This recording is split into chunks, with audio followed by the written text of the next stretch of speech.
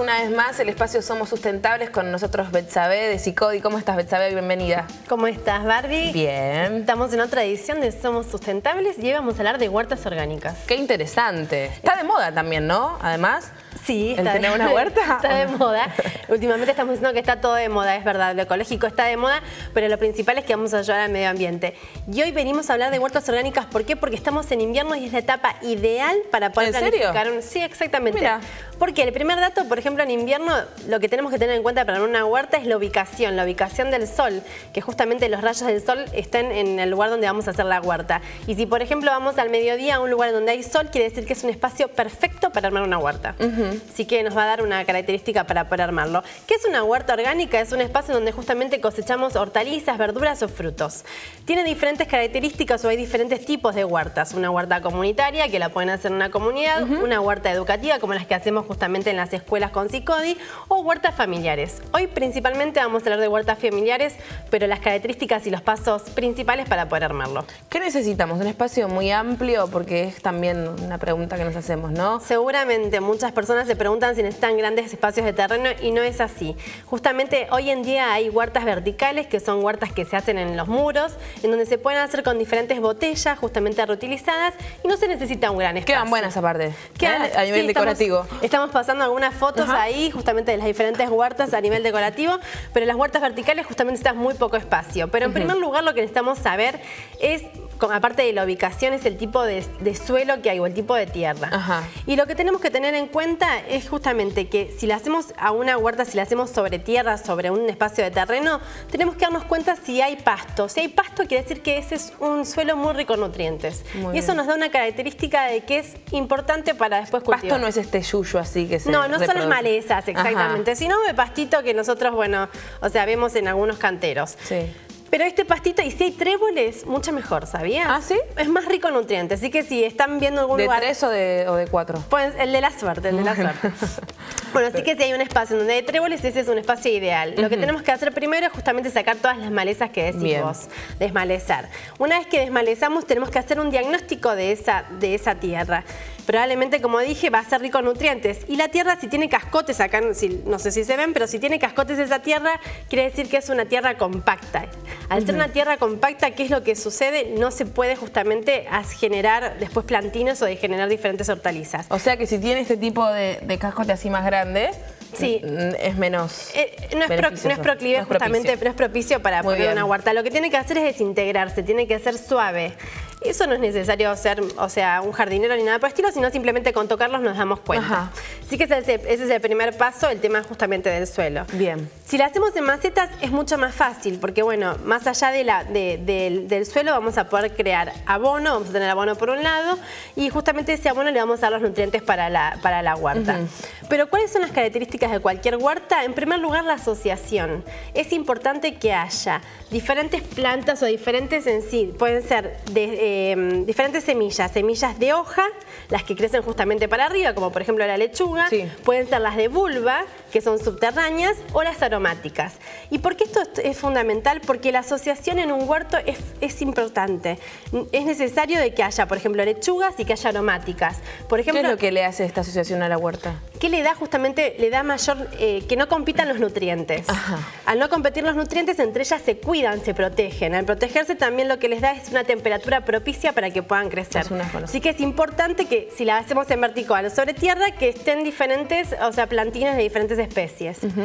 A la hora de sembrar puede ser sobre la tierra directo o con almácigos. ¿Saben lo que es un almácigo? Yo no tengo idea. Los almácigos son justamente pequeños envases en donde nosotros ponemos las semillitas. Estas semillitas las germinamos, después tardan por supuesto en crecer, en cosecharse, pero al germinarse nosotros las podemos cuidar mucho mejor, porque después la trasplantamos directamente al espacio donde queremos ir y ya tiene la plantita. Claro, la adaptación es más sencilla. Es más sencilla, es como una especie de cuna para la planta, justamente está protegida, entonces a la hora de trasplantarlo es mucho más fácil. Ya hablamos del suelo, hablamos de los dos tipos de siembra, tanto de la parte directa que es sembrado en la tierra o de los almácigos. Lo que tenemos que tener en cuenta es el tema del riego y del abono.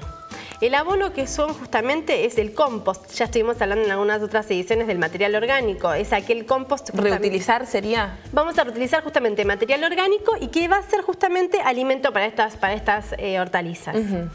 Y el tercer punto, la tercera característica de una huerta es la rotación. Si nosotros estamos en invierno y, por ejemplo, plantamos papa en una bolsa o en una maceta o en un tablón, es importante que en la otra estación no plantemos lo mismo. Exactamente, para que justamente se oxigene el suelo. Entonces, asociación, rotación y abonera. Son tres características fundamentales que tenemos que tener en cuenta para cualquier tipo de huerta para poder comenzar. Sí. Después, otra de las cosas que tenemos que tener en cuenta es las semillas de verano y de invierno. Hay semillas que, por ejemplo, como la lechuga o el perejil o, por ejemplo, el orégano que te traje acá, están en toda época del año porque son justamente más fuertes a las temperaturas climáticas, a los cambios. No necesitan tanto riego, no necesitan tanta luz. Esos son como los pasos principales para tener una huerta. Del abono, ¿hay algo que en casa podamos separar de lo que es el alimento? El abono, si tenemos poco espacio, lo podemos hacer en una maceta y tengamos en cuenta que son frutas o restos de alimentos. No pueden ser carnes, no pueden ser huesos, y si son restos de frutas, no puede ser ni mandarina, por ejemplo, ni naranja, ni limón, porque eso lo que trae justamente, trae después la plaga, trae diferentes insectos. Lo tenemos que dejar. Después, igual en otra ocasión, vamos a estar con los amigos de Espacio Aini que nos van a explicar cómo hacer abono y cómo hacer compost en nuestra casa. Pero vamos, si les parece, como a los lugares donde se puede colaborar, donde se pueden hacer huertas en zona norte. Dale. Si te parece. Bueno, como les dije, Espacio Aini está en Don Torcuato. Es un espacio donde hay cursos de huertas y aparte hay una huerta comunitaria. La huerta comunitaria está los sábados de 10 a 12 de la mañana.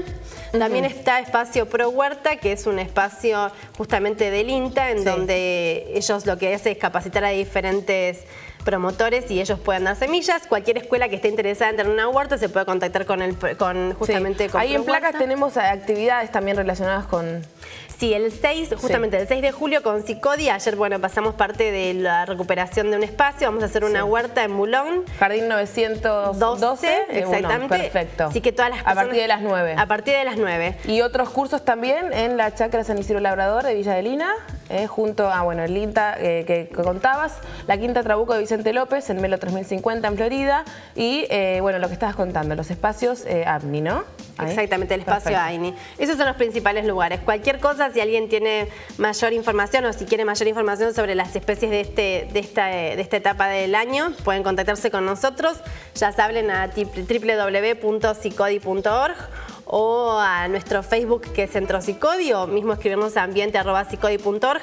Pueden ahí hablar después con nuestros técnicos y bueno, la coordinadora, que es la ingeniera, justamente una ingeniera que es en agronomía, que hace toda la parte técnica de las huertas si necesitan apoyo. Perfecto. Bueno, muy interesante, Beth. Para cerrar, ¿cuáles son los beneficios de tener una huerta en casa y cómo colaboramos de esta forma con el medio ambiente? En primer lugar, la alimentación saludable. Estamos justamente consumiendo lo que producimos nosotros. Sabemos que es sano los nutrientes que nos están dando. Por otro lado, por supuesto, ahorramos dinero. Esto es lo que venimos hablando. Cuidar el medio ambiente también nos significa ahorrar dinero. Y por último, justamente nosotros, al poder cosechar, tenemos un vínculo con la naturaleza. Nosotros podemos generar un vínculo con la naturaleza y poder, de esta forma, al vincularnos con la naturaleza, poder cuidar mejor el medio ambiente. Bueno, Beth, muy interesante, gracias. La verdad que es todo un proceso porque realmente hay que aprender, llevarla adelante, cuidarla, pero vale la pena. Sí, estos son los primeros pasos. Después vamos a seguir dando información para que la sigan cuidando y que armen huertas en sus casas.